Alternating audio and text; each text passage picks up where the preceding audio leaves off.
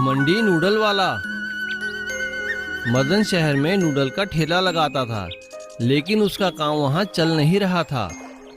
आजकल नूडल बेचने के इतने ठेले हो गए हैं, कोई मेरे पास नहीं आता। काम बहुत ही मंदा चल रहा है, लगता है वापस गांव ही जाना पड़ेगा। मदन अपनी पत्नी के साथ वापस गांव आ गया। क्यों जी, हम यहाँ गांव में अब क्या करेंगे? अरे हमें तो एक ही काम आता है, नूडल बनाना। वही काम शुरू कर लेता हूँ। वैसे भी यहाँ कोई नूडल की दुकान या ठेला तो है नहीं, तो हमारा कंपटीशन भी नहीं होगा। सब मेरे पास ही आएंगे नूडल खाने। मदन ने गांव में नूडल का ठेला लगा लिया। लोग उसके ठेले पर आते हैं, पर खरीदते कुछ नहीं।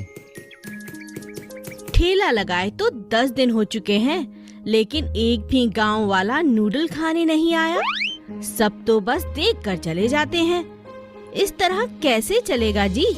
बहुत नुकसान हो रहा है, कुछ तो करो। हाँ, कुछ तो करना ही पड़ेगा, वरना मजदूरी करनी पड़ेगी। मदन सलाह लेने अपने दोस्त रघु के पास गया। तो फिर क्या सोचा आपने? मैंने अपने बचपन के दोस्त रघु से पूछा था। वो कह रहा था कि गांव वालों को पता ही नहीं है चाउमीन कैसी होती है, इसलिए वो चाउमीन खाने नहीं आ रहे हैं। वे गांव वाले हैं, बिना सोचे समझे कहीं पैसा नहीं खर्चते। तो फिर अब क्या करें? इन्हें कैसे चाउमीन बेचें? परसों इसी गांव में रघु की शादी है। मैंने सोचा है कि उसकी शादी में गांव वालों को मुफ्त में नूडल खिला दूंगा। इससे उनको नूडल का स्वाद भी पता चल जाएगा। हो सकता है हमारा काम हो जाए। अरे वाह, ये तो बहुत अच्छा उपाय है। मदन ने ऐसा ही किया। रघु की शादी पर मदन ने सबको नूडल खिलाए। लोगों को नूडल का स्वाद बहुत पसंद आया और वे नूडल खाने मदन के ठेले पर आने लगे। मैं ना कहता था, एक बार अगर सब खाएंगे तो हमेशा तुम्हारे पास ही आएंगे। इस तरह धीरे धीरे मदन का काम चल निकला और कुछ ही दिनों में मदन के ठेले पर भीड़ लगनी चालू हो गई। अरे मदन भाई, हमें तो पता ही नहीं था ये चाउमीन होती क्या है, पर आज जो तुमने चाउमीन खिलाई है, भाई साहब मजा आ गया खाकर, बहुत ही अच्छा। वाह भाई मदन, तुम तो बड़े कारीगर हो, बड़ी टेस्टी आइटम बनाई है। ये सब देखकर मदन का लालच बढ़ने लगा।